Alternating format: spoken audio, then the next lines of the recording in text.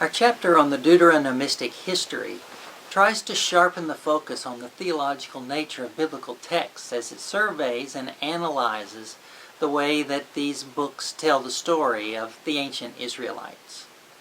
I want to show how the lens of interpretation of these books, just as it is in the rest of the Bible, is theological, not historical, political, or military.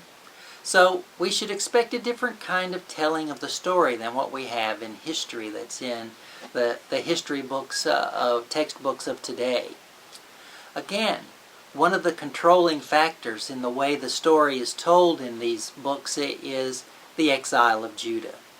These stories focus on the unfaithfulness of Israel, not because Israelites were so much worse or were any worse than other people, but rather to explain the exile. They're trying to answer the question of how it's possible that God is the most powerful God and yet God's people have lost their nation. In this chapter, I want students to see the Deuteronomistic telling of the stories as a narrative intended to help the exiles retain their faith in God, and they're not an attempt to preserve factual history as we think of it. All the while, of course, students are learning some of the well-known biblical stories and so are still on their way to acquiring cultural literacy that's important.